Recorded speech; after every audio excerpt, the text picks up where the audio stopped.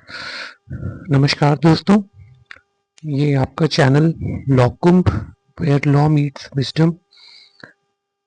जैसा कि पहले वीडियो में हम लोग ऑलरेडी डिस्क्लोज कर चुके हैं कि इस चैनल का जो मेन पर्पस है वो है जो ऑनगोइंग लीगल इश्यूज हैं या जो ऑनगोइंग लीगल केसेस हैं जो देश की कानूनी व्यवस्था को जनता के सामने ला रहे हैं, उनके बारे में एक स्वच्छ और निर्मल चर्चा हो, जिससे न सिर्फ लॉ से जुड़े हुए व्यक्तियों को लाभ हो, उसके अलावा आम जनता को भी उनका नॉलेज भी लॉ इश्यूज के प्रति बढ़े और वो इन चीज़ों का लाभ उठाए।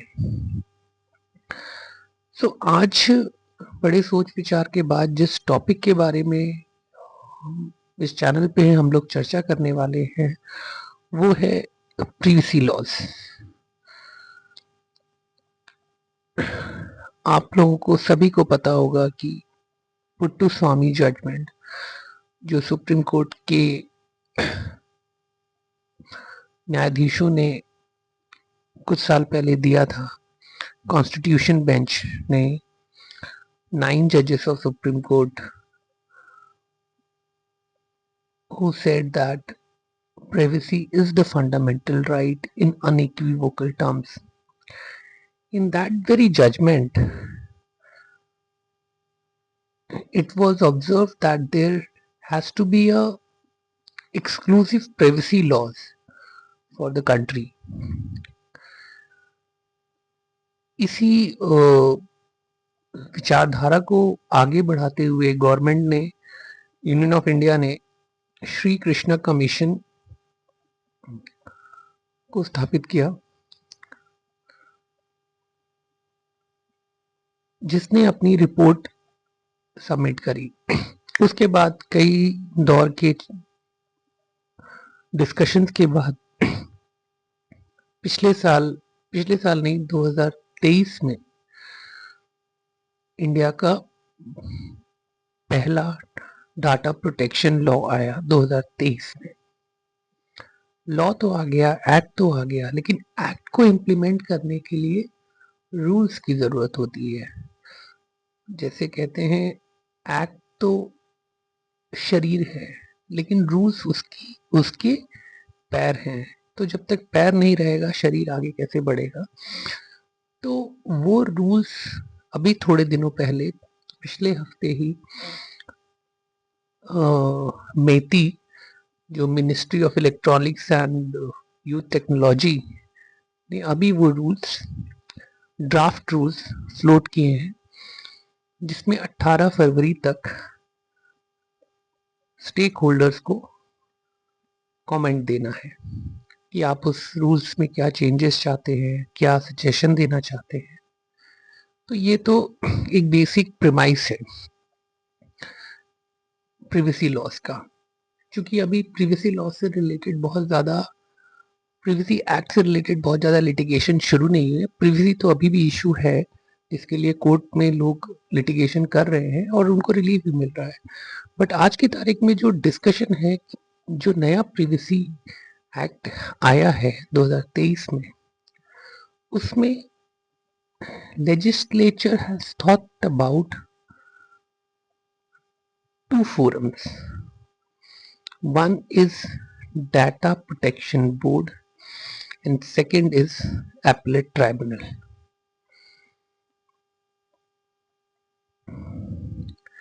Appellate Tribunal, in this case, for the privacy cases, is supposed to be TDSAT. TDSAT is Telecom Dispute Settlement and Appellate Tribunal. इनका ऑफिस दिल्ली में है। प्रिवेसी से रिलेटेड जो भी डिस्प्यूट्स होंगे वो पहले जाएंगे डाटा प्रोटेक्शन बोर्ड को, और उससे कुछ निदान समस्या का नहीं हो पा रहा तो फिर एपलेट ट्राइब्यूनल में लोग जाएंगे। This is the mandate of the law. 2023 के एक्ट में ये दो संस्थान दिए गए हैं जिसमें प्रिवेसी से रिलेटेड केसों का निपटारा होगा। ऑफ कोर्स टीडी सेट के बाद the remedy is available in supreme court, और जो सारे स्पेशलाइज एक्ट में होता है only on the basis of substantial question of law.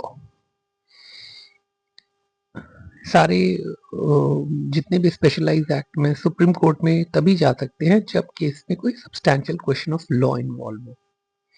तो same is the case in this act also. आज जो हमारा जो डिस्कशन रहेगा वो इस बात पे रहेगा कि डाटा प्रोटेक्शन बोर्ड जो स्थापित किया गया उसमें सारी प्रोसीडिंग डिजिटल होंगी, और ये डीपीबी होगा न्यू दिल्ली में। इसमें फाइलिंग भी ऑनलाइन होगी, हियरिंग भी ऑनलाइन होगी, जजमेंट्स भी ऑनलाइन होंगे। लबो लवाब ये है कि सारा कुछ ऑनलाइन होगा, डिजिटल होगा। Same is the case is contemplated for appellate tribunal also, which is TD SAT। मैं आपकी जानकारी के लिए बता दूं कि TD SAT पहले से ही एग्जिस्टेंस में है। TD SAT में पहले से ही telecom, broadcasting, cyber laws, airport laws वाले केसेस का निपटारा होता है। और टीडी सेट में आज की तारीख में 1 जुडिशियल मेंबर, 1 एडमिनिस्ट्रेटिव मेंबर और 1 टेक्निकल मेंबर का प्रावधान है। लेकिन आज की तारीख में टीडी सेट में 2 हाई कोर्ट जजेस हैं, तो 2 जुडिशियल मेंबर हैं आज की तारीख में, 2 judicial member and 1 technical member. और आज की तारीख में यहाँ पे 2 कोर्ट्स बैठती हैं। कोर्ट नंबर 1 जिसमें चेयरपर्सन और टेक्निकल मेंबर बैठते हैं, कोर्ट नंबर 2 जिसमें सिर्फ जो दूसरे जुडिशियल मेंबर हैं वो बैठते हैं। यहाँ पे मैं क्लियर कर दूं कि जो चेयरपर्सन है वो जुडिशियल मेंबर है, वो दिल्ली हाई कोर्ट के रिटायर्ड चीफ जस्टिस है। फिर से बता दूं, दिल्ली हाई कोर्ट के रिटायर्ड चीफ जस्टिस हैं। देखिए, प्रिवेसी लॉज, भारत की आजादी 100 करोड़ से ज्यादा है और आपने सारा जिम्मा डाटा प्रोटेक्शन बोर्ड और एपलेट ट्राइब्यूनल को दिया है। तो अगर ये एक्ट इम्प्लीमेंट हो जाता है, रूल्स अप्रूव हो जाते हैं, उसके बाद जो केसेस का फ्लो होगा, जो केसेस की बाढ़ आएगी वो जाएगी डीपीबी में, और उसके बाद उसकी बाढ़, उससे यहाँ निदान नहीं मिलेगा तो एपलेट ट्राइब्यूनल में जाएगी। क्वेश्चन ये है कि whether this appellate tribunal which is existing today, ये तो अभी एग्जिस्ट में ही नहीं आया है, डाटा प्रोटेक्शन बोर्ड तो अभी एग्जिस्टेंस में ही नहीं है, तो इसके बारे में हम लोग अभी चर्चा नहीं कर सकते।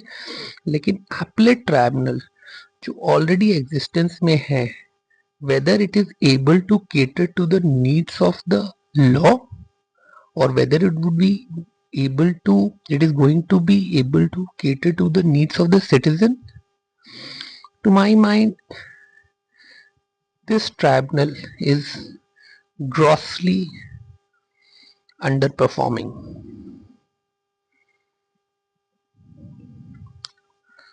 उसका कारण ये है, पिछले 2 सालों में 2023 और 2024 में इस ट्राइब्यूनल ने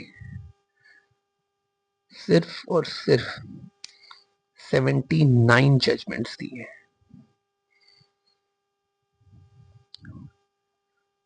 365 दिन होते हैं। 365 को अगर आप 2 से बुक करें तो आपको कितना मिलेगा?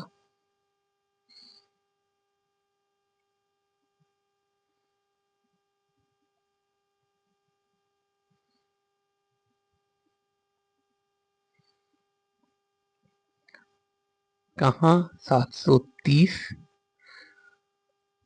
और कहाँ 79? कोई तुलना है? 730 दिनों में आप 79 जजमेंट्स दे रहे हैं। आप इसका परसेंट निकालेंगे तो आपको पता लग जाएगा कि इसको आप 100 में से कितने मार्क्स देते हैं। ये मैं आप लोगों पे छोड़ता हूँ। जैसा मैंने अपने पहले वीडियो में बोला कि हमारा ध्येय यहाँ पे किसी को बदनाम करना नहीं है, किसी के बारे में गलत बोलना नहीं है, लेकिन जब हम किसी इंस्टीट्यूशन की बात कर रहे हैं तो इंस्टीट्यूशन को अपना कॉम्पिटेंस और जज्बा दिखाना ही होगा। अगर आप 2 साल में जजमेंट्स देते हैं, 79 जजमेंट देते हैं, तो ये अच्छा है, बुरा है, सही है, गलत है, ये आप लोगों पे छोड़ता हूं मैं। इस ट्राइब्यूनल में साल में आज की तारीख में 52 संडे निकल जाते हैं, 52 सैटरडेज निकल जाते हैं, 52 मंडे आप जोड़ लीजिए जिस दिन ये ट्राइब्यूनल ऑनलाइन होती है। ऑनलाइन का मतलब है कि यहाँ सारे केसेस ऑनलाइन सुने जाते हैं। आप रिकॉर्ड चेक करें टीडी सैट का, आप टीडी सैट की वेबसाइट में सारे ऑर्डर्स रहते हैं। जिस दिन ऑनलाइन मैटर्स होते हैं यानी मंडे को फाइनल हियरिंग मैटर नहीं सुने जाते हैं। तो 365 दिनों में से 56 दिन, 156 दिन नो फाइनल हियरिंग मैटर, और बाकी दिन भी कोर्ट्स ऑनलाइन रहती हैं। क्योंकि पे मैं नहीं जाऊंगा, ये जुडिशियल मेंबर्स और टेक्निकल मेंबर्स का निजी मामला है। वो क्यों ऑनलाइन लेते हैं, और वो ऑनलाइन लेते हैं तो उसमें कोई बुराई नहीं है, लेकिन ऑनलाइन के समय फाइनल हियरिंग्स क्यों नहीं होती है। और उसके अलावा 2 सालों में 79 जजमेंट्स अगर दिए जाते हैं तो ये एक प्रश्न चिन्ह है इस संस्था पे। मैंने जैसे बताया कि अभी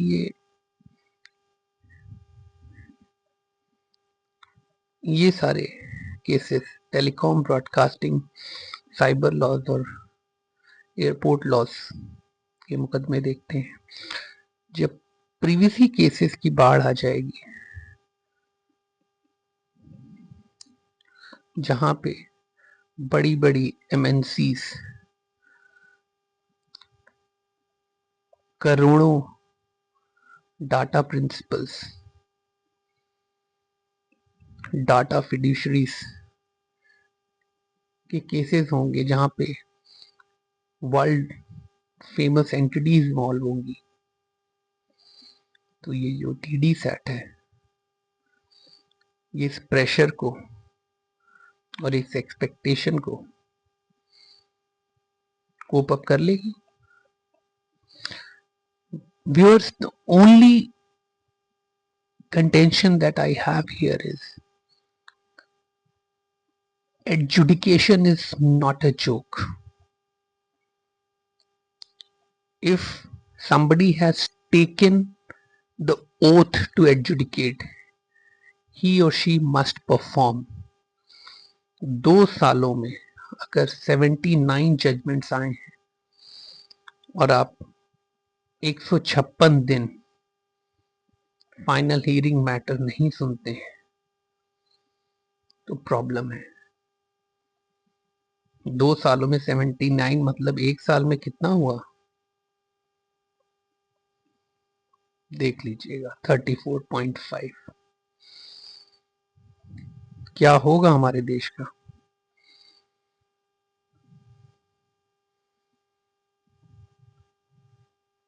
प्रीवीसी का क्या होगा? पुट्टुस्वामी जजमेंट में जो सुप्रीम कोर्ट ने कहा था उसका क्या होगा? 2023 एक्ट में जो लिखा है उसका क्या होगा? जब ट्राइब्यूनल की करंट में मानसिकता ही यही है कि they don't want to sit for long, they don't want to fully to make the tribunal fully functional in the hybrid manner। Covid का समय चला गया, आज तक सारी दिल्ली की कोर्ट्स ऑनलाइन हो गई हैं, हाइब्रिड हो गई हैं, हाई कोर्ट ऑनलाइन हाइब्रिड हो गई है, सुप्रीम कोर्ट ऑनलाइन हाइब्रिड हो गई है, एनसीएलटी हो गई है, तो व्हाट इज एनसीडीआरसी हो गई है। तो what is so special about TDSAT? This should be taken into account, this should be considered, otherwise privacy law का adjudication is problematic। ये मेरे दिमाग में क्यों आया?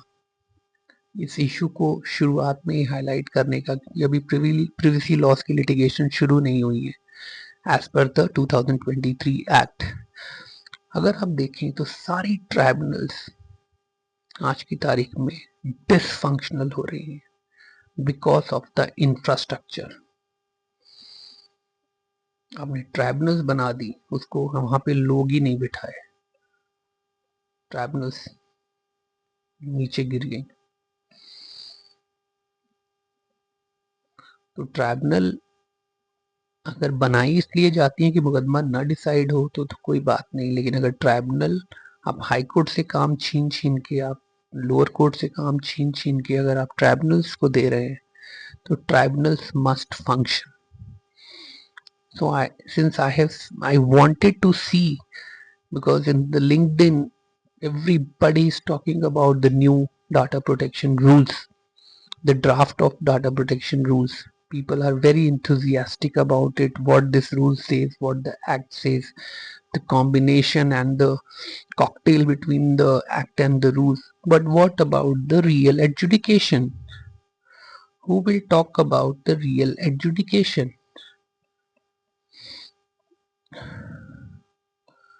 Tribunals are not created to give the post-retirement job to the retired High Court judges.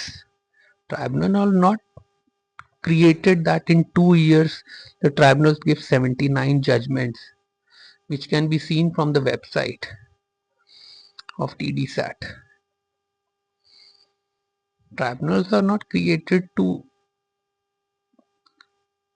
give 156 days to the members and chairperson not to hear 156 days you won't hear final hearing matter. This is not the intention.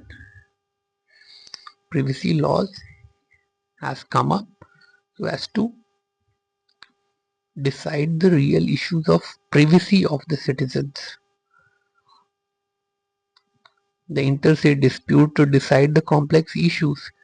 When these are the realities which is apparent, which can be taken from the public document, which is the website of the tribunal, TDSAT, then what are we expecting? Is this not a thing that we should be worried about? We have to be worried about. we should think it over that what is going to be the stake involved if the tribunals is this tribunal is continue to function like this. We have to be worried. So दोस्तों,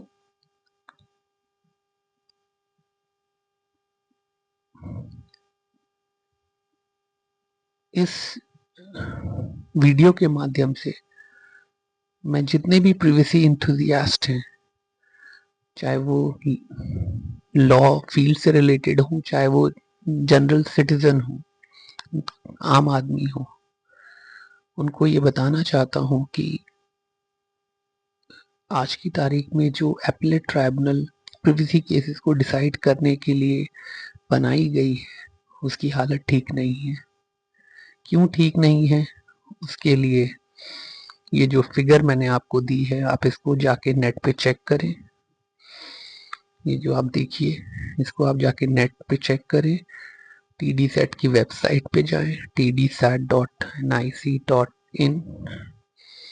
आप जाके देखें और खुद से decide करें और इस वीडियो पे कमेंट करें, ताकि जो मैं कहना चाह रहा हूँ वो बात उन लोगों तक पहुंचे जो कुछ परिवर्तन ला सकते हैं।